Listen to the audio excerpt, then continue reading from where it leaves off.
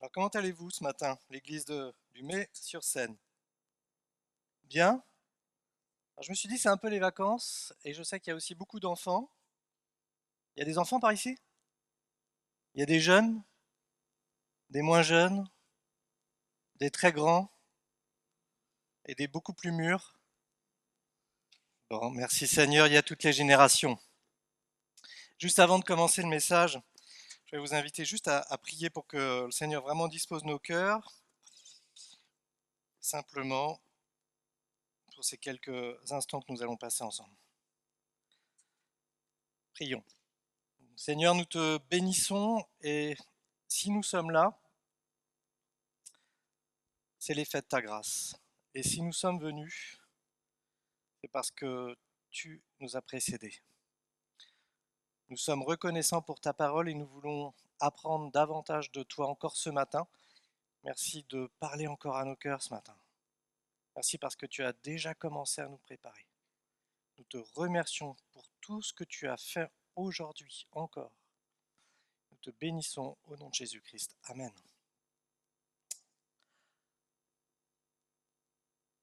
Alors,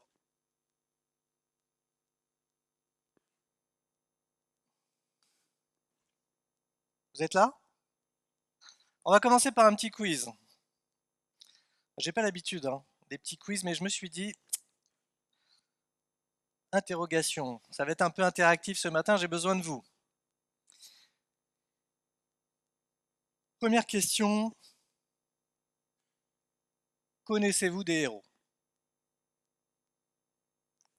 Alors, Superman, quelqu'un d'autre? Samson? Très bien. Un autre héros? Jésus. Encore un autre héros?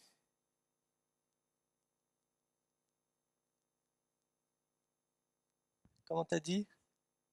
Spider-Man, exactement, Spider-Man. Ouh là là, miraculeuse. Et là, David. Bon, très bien. Alors, on en a un paquet déjà, hein? Quelles sont les caractéristiques et les pouvoirs de ces héros? On a entendu Superman? Il est super. Il sait voler, il sait faire plein de choses. Il voit en plus la nuit. Vraiment, il a... Ouh là là! Spider-Man, qu'est-ce qu'il sait faire? Des toiles d'araignée. Il sait monter partout, grimper partout. Alors, il y a vraiment plein de choses extraordinaires, des caractéristiques hors normes. On est d'accord?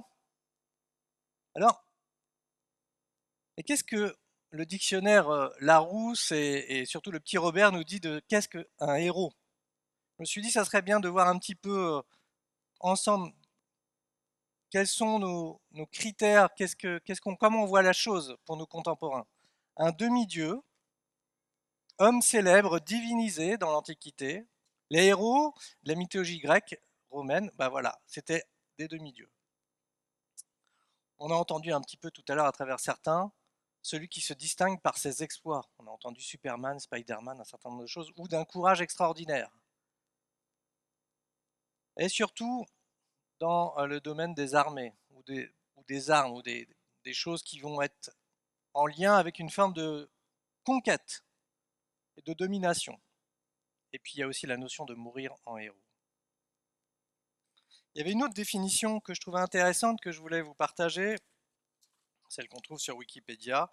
Le héros est une personne réelle ou une personne ou un personnage fictif qui, face au danger, combat l'adversité grâce à des exploits d'ingéniosité, de courage ou de force. Un petit peu plus explicite dans la définition des exploits, du courage, de la force. Il rencontre des adversités, des difficultés et il les surmonte.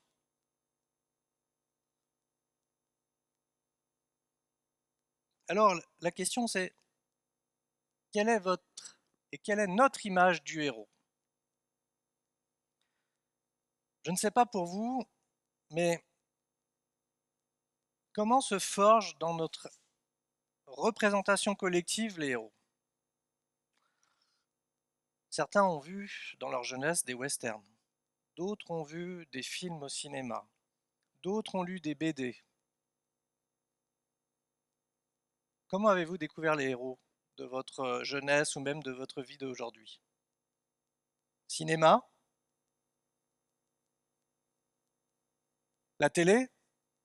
Ouais, ouais, Canal+, oui. On va pas tous les citer. Mais tout ça pour vous dire que on peut se poser la question, mais comment se forge notre image du héros? Elle est forgée soit par la force physique, soit parce qu'il est conquérant, soit parce qu'il est un justicier, soit parce qu'il est effectivement peut-être charismatique, il est peut-être beau, extraordinairement beau. Mais comment est-il façonné dans notre compréhension? Et finalement, quand on voit quelque chose, un héros qui passe à la télé ou au cinéma, il répond quelque part à nos attentes. Parce qu'il est forgé par des hommes. Et l'homme tel que nous sommes, nous attendons des choses d'un héros.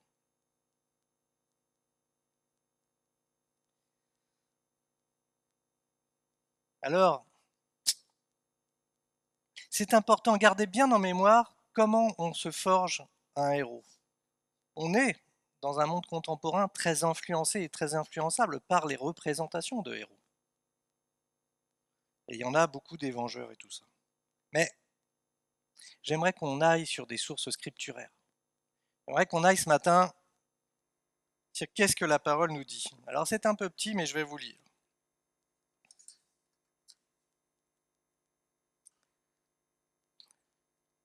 Le peuple d'Israël a eu la particularité d'avoir des prophètes. Et j'ai pris quelques textes, j'ai pas pris tous les textes de, notamment les livres de Moïse, de la Genèse à d'autres, mais j'en ai pris quelques-uns. Dans Ésaïe, au chapitre 9, au verset 6, on lit ceci. Car un enfant nous est donné, et nous est né. Un fils nous est donné. Et la domination reposera sur ses épaules. On l'appellera admirable, conseiller, Dieu tout-puissant, Père éternel, prince de la paix. Et puis le prophète continue dans Ésaïe au chapitre 53. Il s'est élevé devant lui comme une faible plante, comme un rejeton qui sort d'une terre desséchée. Il n'avait ni beauté, ni éclat pour attirer nos regards, et son aspect n'avait rien pour nous plaire. Méprisé, abandonné des hommes, homme de douleur, et habitué à la souffrance, semblable à celui dont on détourne le visage. Nous l'avons dédaigné, nous n'avons fait de lui aucun cas. C'est pas facile à entendre ça. Mais de qui il parle? De quoi il parle? Il parle de quelqu'un qui souffre horriblement. Quelqu'un qu'on n'a pas envie de regarder dans sa souffrance ni dans sa douleur. Le prophète Jérémie, et ça c'est 700, à peu près 700 ans, plus de 700 ans avant la naissance de Christ. Jérémie, pareil, à peu près 500 à 600 ans un peu avant la naissance de Jésus-Christ, au chapitre 23 et au verset 5, voici les jours viennent, dit l'Éternel, où je susciterai à David un germe juste, il régnera en roi et en prospérera et pratiquera la justice et l'équité dans le pays. Zacharie, pareil, abordera la question au chapitre 9. Il est juste et victorieux, il est humble et monté sur un âne, le petit d'une ânesse. Les prophètes, Dieu a annoncé à son peuple la venue du seul héros pour l'humanité, mais un héros que j'ai appelé un héros à contre-courant. On a évoqué tout à l'heure, les enfants, vous vous rappelez, les super pouvoirs des uns et des autres? Les adultes s'en souviennent. Et le descriptif qui est fait des prophètes, c'est pas tout à fait ça.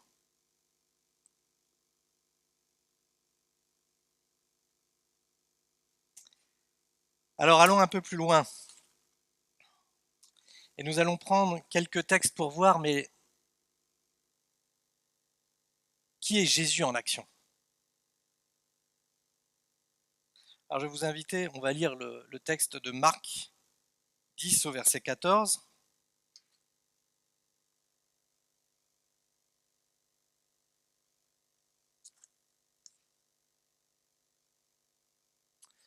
Voyant cela, Jésus fut indigné et leur dit, laissez les petits enfants venir à moi et ne les empêchez pas, car le royaume de Dieu est pour ceux qui leur ressemblent.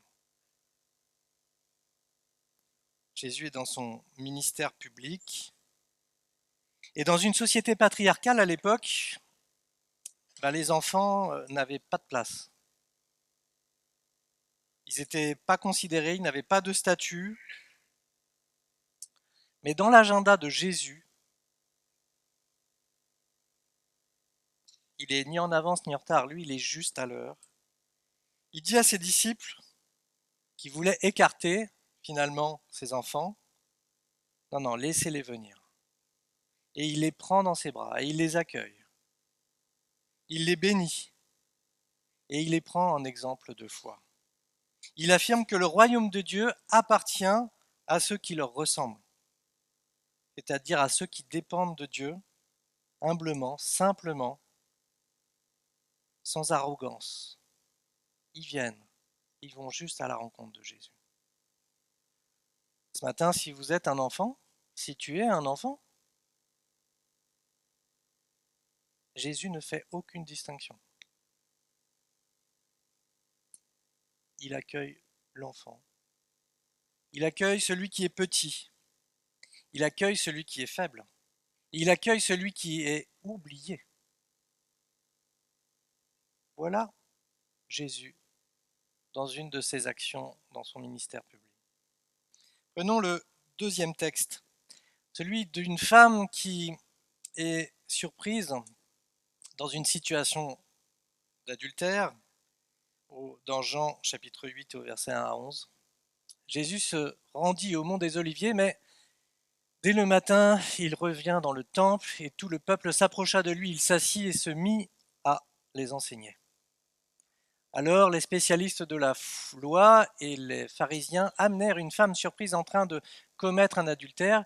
Ils la placèrent au milieu de la foule et dirent à Jésus, « Maître, cette femme a été surprise en flagrant délit d'adultère. Moïse, dans la loi, nous a ordonné de lapider de telles femmes.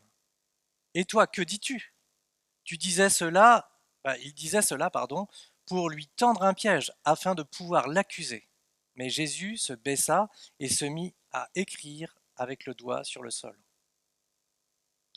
Comme il continuait à l'interroger, il se redressa et leur dit, « Que celui d'entre vous qui est sans péché jette la première pierre contre elle. » Puis il se baissa de nouveau et se remit à écrire sur le sol.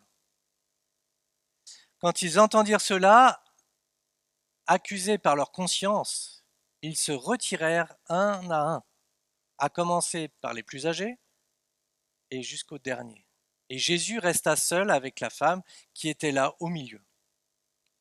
Alors, il se redressa et ne voyant plus qu'elle, il lui dit, « Femme, où sont ceux qui t'accusaient ? Personne ne t'a donc condamné ? » Elle répondit, « Personne, Seigneur. » Jésus lui dit, « Moi non plus. Je ne te condamne pas. Vas-y, et désormais ne pêche plus. » Jésus leur parla de nouveau et dit, « Je suis la lumière du monde. Celui qui me suit ne marchera pas dans les ténèbres, mais il aura au contraire la lumière de la vie. » Les religieux, eux, ce qu'ils ont vu dans cette femme, c'est une occasion de la mettre à mort. Elle est prise en flagrant délit, et Jésus, lui, il lui parle avec justice et avec miséricorde. Moi non plus. Moi non plus, je ne te condamne pas. Va et ne pêche plus. Attention, hein, Jésus ne minimise pas le péché. Mais on voit là qu'il sauve d'abord, il restaure et il élève. C'est un défi pour nous de comprendre ce texte. J'aurais pu prendre aussi d'autres exemples, j'avais évoqué, mais nous ne lirons pas le texte, la femme samaritaine, cette femme qui a une vie mauvaise et a une mauvaise réputation, qui va chercher de l'eau à d'autres heures pour croiser personne, et finalement, elle tombe sur qui? Elle tombe sur Jésus qui lui demande de l'eau, et qui lui parle en plus. Chose qui à l'époque ne se faisait pas non plus, déjà de parler à une femme, mais en plus une femme étrangère, et en plus une femme samaritaine.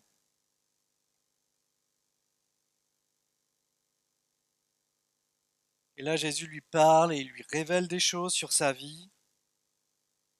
Et une chose particulière aussi, elle est une femme étrangère et il lui dit qui il est. Il est celui que tous attendaient. Il est le Messie. D'ailleurs, c'est comme ça qu'elle devient une des premières femmes évangélistes à parler de sa rencontre avec Jésus. Voilà ce Jésus qui vient à la rencontre des femmes de son époque, même celles qui ne comptent pour rien, qui sont rejetées, qui sont méprisées. Le Seigneur Jésus vient leur parler, vient les considérer. On va lire un autre passage de cet homme riche dans Luc chapitre 19, versets 1 à 10.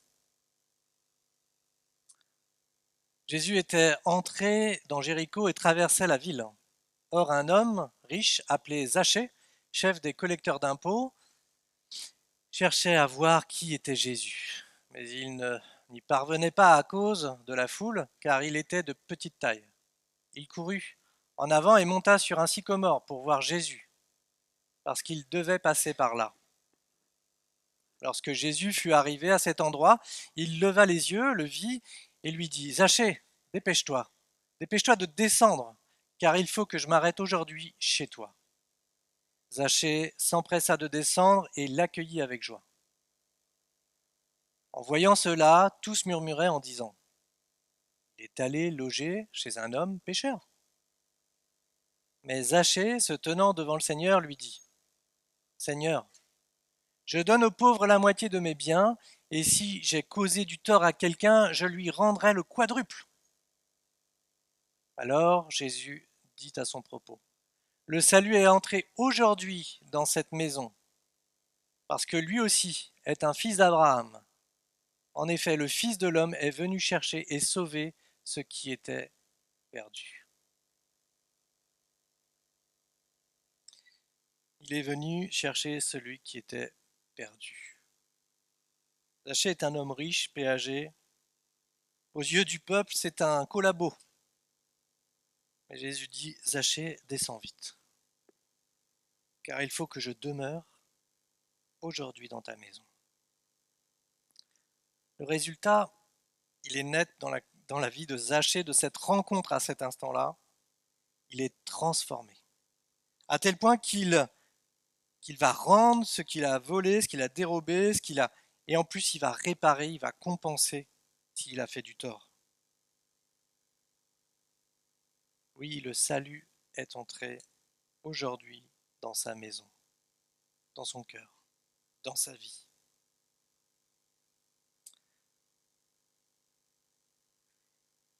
Zachée cherchait cette rencontre.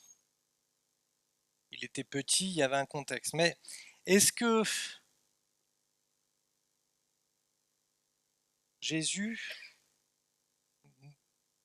est toujours dans cette attente de cette rencontre? Est-ce qu'il ne va pas des fois à la rencontre de ceux qui ne peuvent pas venir à lui? Eh bien, si nous prenions Marc 5, je vais évoquer cette situation, ce démoniaque, cet homme possédé, marginalisé. Il vit dans les chaînes, dans les tombeaux, il vit avec les morts. Et Jésus vient à sa rencontre. Cet homme ne pouvait pas exprimer son besoin. Mais Jésus connaissait sa misère. Et Jésus avait quelque chose de particulier pour lui. Jésus vient, lui parle, chasse les légions de démons, connaissez pour certains l'histoire, les démons sont envoyés dans les pourceaux se jettent, et cet homme est libéré, retrouvé dans son bon sens, il était fou, il vivait une horreur,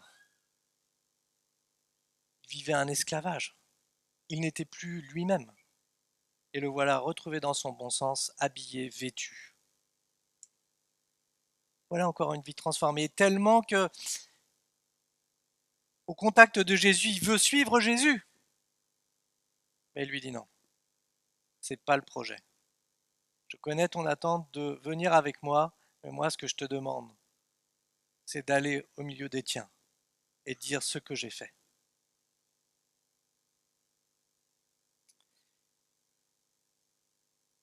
Voilà quelques éléments pour comprendre et découvrir ce Jésus en action. Il y a tellement de choses, il y a plus de 37 miracles, et sans compter tous ceux qui ne sont pas forcément évoqués. La Bible ne pourrait pas contenir tout ce que Jésus a fait en l'espace de 3 ans. Mais dans quel contexte nous sommes? Pourquoi Jésus, le Messie, n'a pas été reçu par tous? Et je crois que c'est important de bien le comprendre. Nous sommes à Jérusalem, nous sommes en Israël, et le pays est occupé depuis des décennies par les Romains. Et Hérode, qui régnait là et qui était aussi assujetti à Rome, voilà, le peuple juif souffre finalement. Il vit sous la domination romaine, ils sont soumis aux impôts, ils ont une occupation militaire. Il y a une perte d'autonomie, de souveraineté. Alors, pour beaucoup, l'espérance d'un libérateur, c'était d'un libérateur politique. Beaucoup attendaient un roi conquérant, un roi un peu comme David, oui, pour renverser ceux qui occupaient Israël.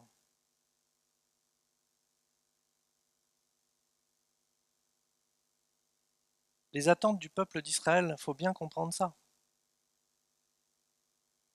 Le peuple d'Israël attendait ce Messie, oui. Est-ce qu'ils avaient compris tous les écrits? Jésus est mort, il est ressuscité. 3 jours ont passé et sur le chemin d'Emmaüs, voilà que 2 disciples sont très attristés de ce qui s'est passé. Jésus crucifié. Il est mort. Nous, on pensait que c'était autre chose.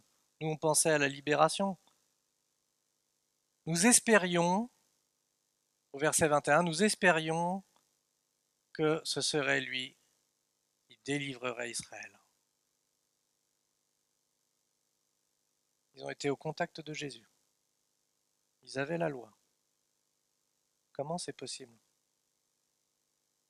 Comment on peut passer à côté de la mission principale et de qu'est-ce que Jésus a fait réellement? Et en tant que chrétien, nous aujourd'hui, on devrait se la poser aussi. Ou non chrétien. Qu'est-ce que Jésus est venu faire s'il n'est pas venu pour délivrer Israël?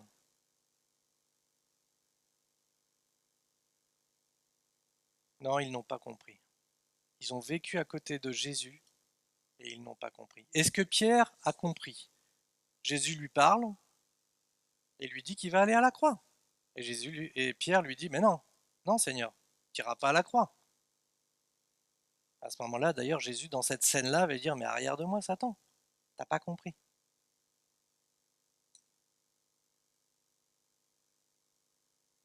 Beaucoup attendaient un Jésus un peu nationaliste qui allait uniquement se cantonner. Bien sûr, il est donné aux Juifs. Et Jésus a un projet plus important que ça. La femme samaritaine, par exemple. C'est une femme étrangère. Le peuple d'Israël n'était pas le seul concerné par la question de la mission de Jésus. Dans ce texte d'ailleurs, que fait Jésus? Ils n'ont pas compris pourquoi il venait. Alors il prend le temps de prendre les Écritures et tous les textes que nous avons évoqués un petit peu et de repasser en revue tous les livres de Moïse, la Torah, pour leur dire, mais tout ce qui était annoncé parlait déjà de moi. Vous n'avez pas prêté attention. Tout parlait de moi. Par contre, vous avez lu les textes que j'ai choisis, comment ils parlent de Jésus? Est-ce que c'est un Jésus conquérant qui vient écraser l'empire romain? Souffrant, habitué à la douleur, on ne veut pas regarder.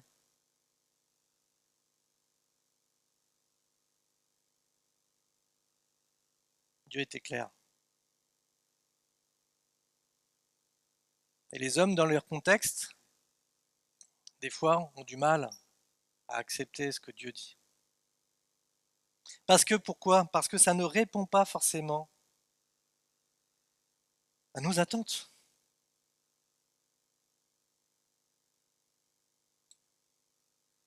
Ce que j'aime dans cette scène, c'est que Jésus prend le temps.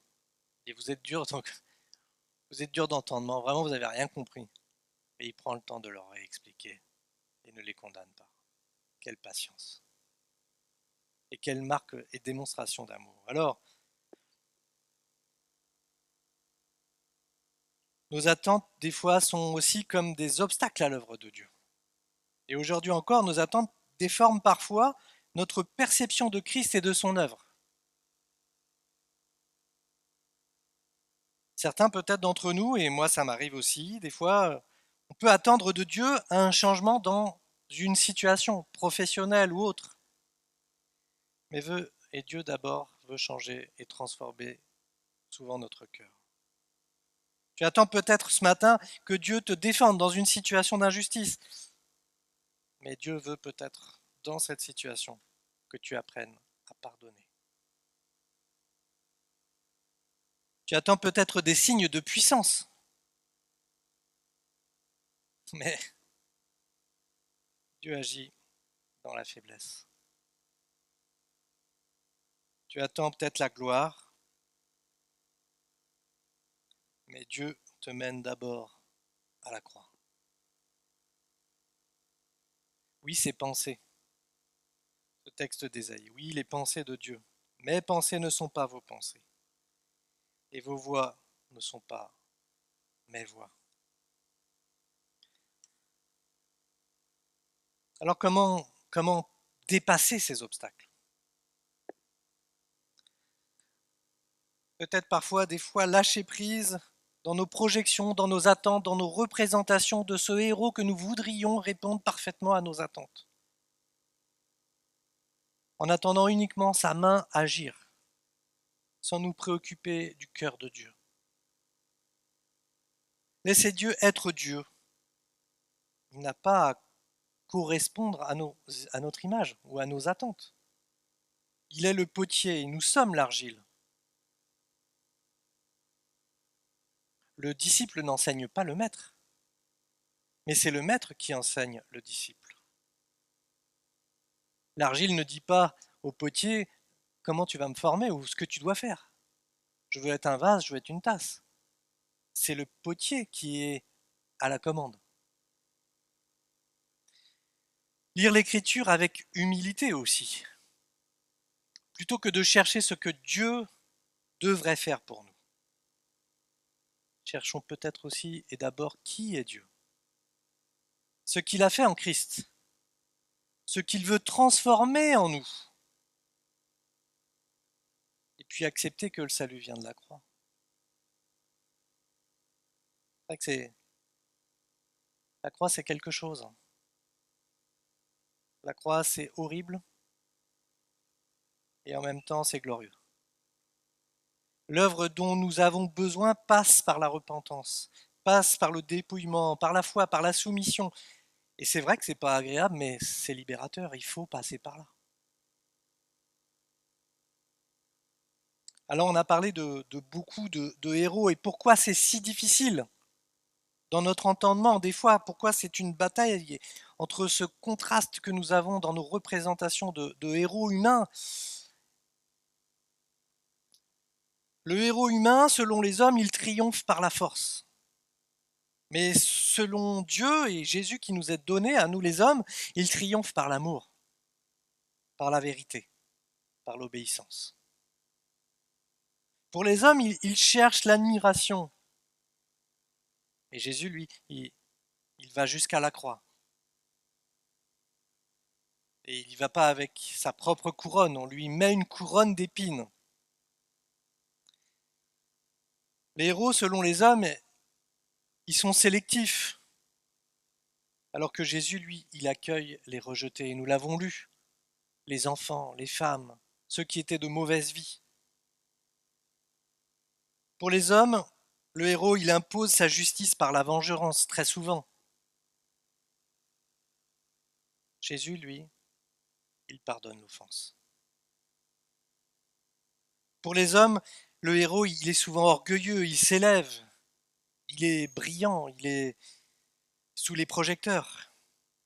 Là, nous avons, nous, Jésus, qui s'abaisse volontairement et qui vient jusqu'à nous, quittant son trône. Pour les hommes, le héros, c'est aussi son action, elle est bruyante, elle est manifeste, on ne peut pas passer à côté. Pour nous, le Seigneur, il a une action souvent silencieuse, mais tellement plus puissante. Le héros des hommes, il est admiré, il fait les unes des couvertures. Et nous, notre héros, il n'est pas le modèle de quelques-uns, il est le modèle pour tous ceux qui veulent le suivre.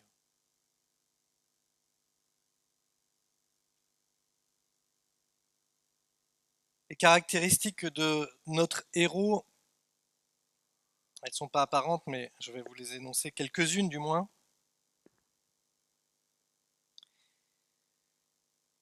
Il est un héros qui aime inconditionnellement et qui nous invite à aimer Dieu et à aimer les autres. Il a cette humilité. Il est venu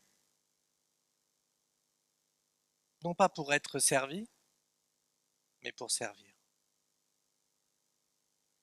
Il est celui qui s'abaisse volontairement. Il a une caractéristique, c'est sa douceur. Que votre douceur soit connue de tous les hommes, invitait l'apôtre Paul aux Philippiens, mais Jésus est connu pour être doux et humble de cœur. C'est pas quelqu'un qui s'enfle d'orgueil en disant regardez-moi, je suis.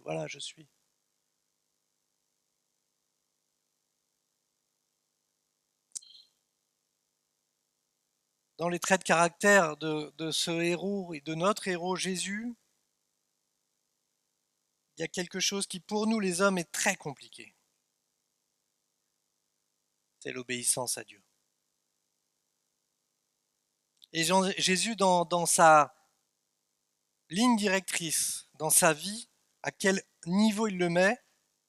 Un niveau ultime, l'obéissance. Quand il dit ceci dans Jean chapitre 4, verset 34, il dit « Ma nourriture est de faire la volonté de celui qui m'a envoyé. » Sa nourriture, c'est d'agir comme le Père lui demande, l'obéissance. Une caractéristique aussi, et j'évoquerai la dernière, c'est le pardon. Voilà un héros qui se plaît à pardonner. Quand vous souffrez, je ne sais pas comment vous réagissez. Quand quelqu'un vous fait souffrir, je ne sais pas comment vous réagissez. Mais le Christ, lui, à la croix, Père, pardonne-leur, car ils ne savent ce qu'ils font.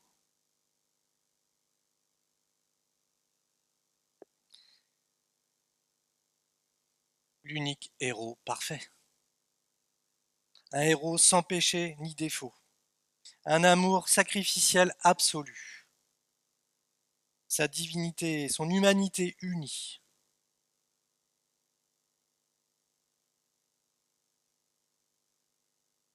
Aucun héros humain n'est comparable à notre héros. Alors, parfois nous oublions, nous avons facilité à retenir les miracles de Jésus. Souvent on parle dans nos habitudes entre nous de salut. Mais qu'est-ce qui s'est vraiment passé à la croix? Et j'ai apprécié tous ces chants que nous avons chantés ce matin, nous l'avons sans cesse rappelé. L'œuvre de la croix, c'est l'expiation du péché, c'est la justice divine, c'est la révélation de l'amour de Dieu, c'est aussi la victoire sur le mal, sur la mort, c'est aussi cette nouvelle alliance avec le sang de Jésus-Christ.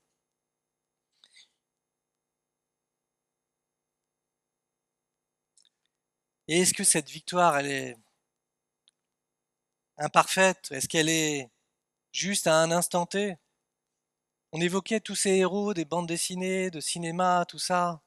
Alors ça dure le temps d'un épisode, d'une série Netflix ou que sais-je, d'un album. Mais imaginez que depuis 2000 ans, l'œuvre de ce héros, Jésus, la victoire, elle est totale, elle est définitive, et que cette victoire n'a pas changé. Nous sommes au bénéfice de cette victoire, de ce que Jésus-Christ a fait à la croix, encore aujourd'hui. Nous, ceux qui nous ont précédés, ceux qui suivront. L'Église primitive a eu cette joie d'être dans le souvenir très proche ou même à vivre parmi les témoins de ceux qui avaient vu Jésus. Mais aujourd'hui encore, plus de 2000 ans après, on en parle encore.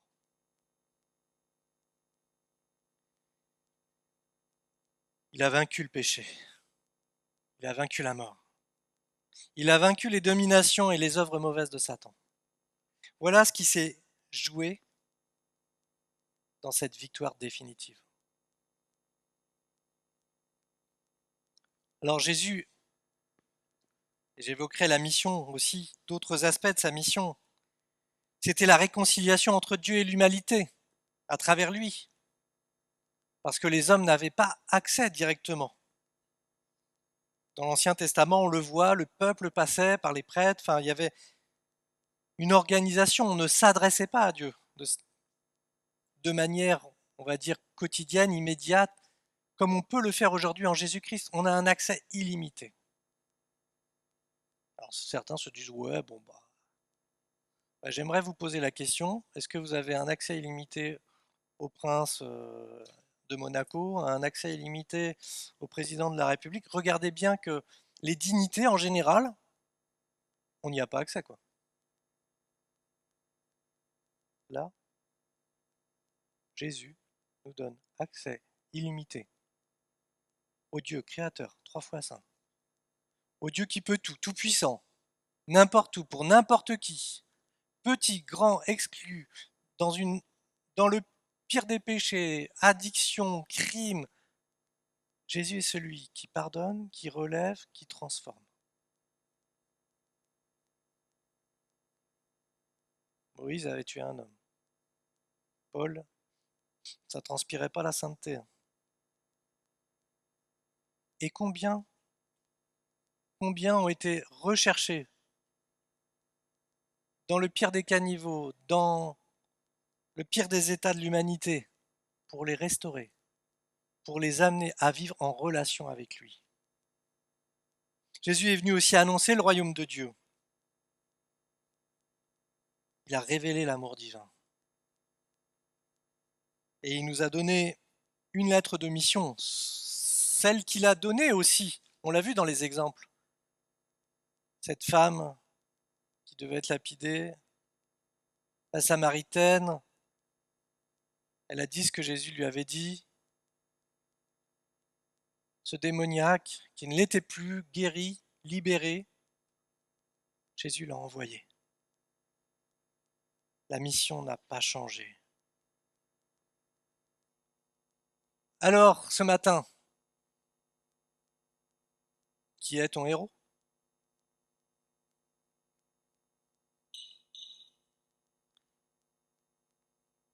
Qui est votre héros?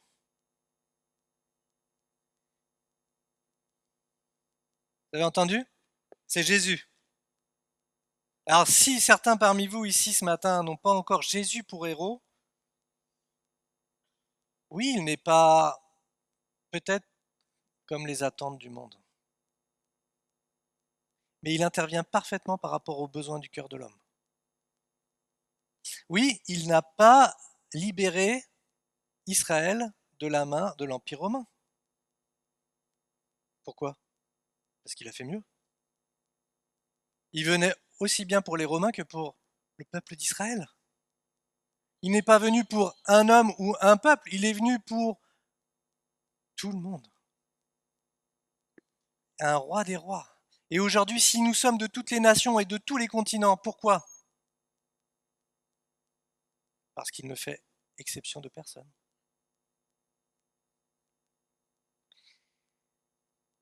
Il n'y a de salut en aucun autre. Il est le seul à pouvoir nous délivrer du mal, du péché et du jugement qui attend l'humanité.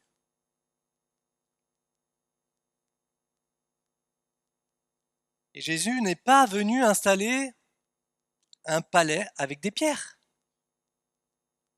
Il est venu s'installer dans nos cœurs, là où il veut demeurer, régner. Voilà le royaume céleste, voilà le royaume spirituel, voilà le royaume à travers toute la terre, qui soupire.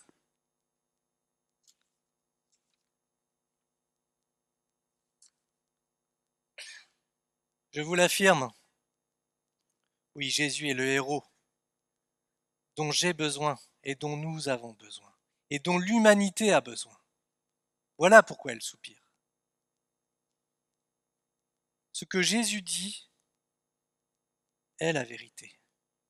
Quand il dit « tout est accompli », tout est réellement accompli.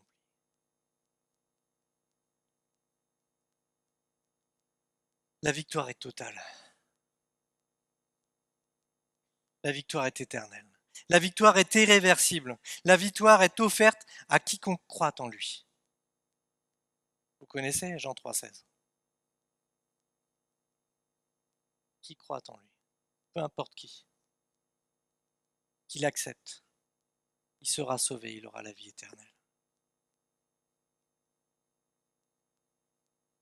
Christ n'est pas seulement un secours temporel, temporaire à un instant T. Bien sûr, nous avons vu Jésus totalement homme dans ce dessein tellement attentif aux besoins de sa génération. Les garçons, les filles, les petits, les grands, il connaît mieux que quiconque nos attentes. Mais malheureusement, c'est parfois des attentes qui font qu'on est en opposition avec Dieu. Parce qu'on ne comprend pas ce qu'il a fait ou ce qu'il veut faire. Et Dieu, tu aurais dû faire ça. Il faudrait que tu fasses ça comme ça. Je prie pour que nous nous rappelions que c'est lui le potier. Seigneur, comment tu veux opérer dans cette situation? Comment dans mon désastre? Comment dans ma peine? Comment dans mon deuil? Comment dans ce conflit avec mon employeur? Comment à l'école ça peut se passer? Comment gérer la moquerie? Tu connais mes besoins. Tu vois ma tristesse. Tu vois mes chaînes. Tu es celui qui peut me libérer. Il est la source de la vie et d'une vie abondante. Rappelons-nous que Jésus ne correspond pas aux critères des héros de ce siècle, de ce monde, de notre humanité. Il est vraiment à contre-courant. Un héros qui s'abaisse pour venir nous parler. Un héros, ouais, qui se met à notre hauteur pour avoir une vraie relation. C'est pas un héros qui nous méprise. C'est un héros qui vient nous rencontrer. Alors prions pour clôturer ce moment ensemble, pour que notre entendement, notre compréhension soit éclairée. Et peut-être comme les disciples qui étaient sur le chemin d'Emmaüs en reprenant ce texte dans Luc, de reprendre peut-être toutes les paroles de Jésus pour voir que nous n'avons pas un héros conquérant venu détruire les hommes, mais venu sauver les hommes. Je vous invite à courber les têtes, on va prier.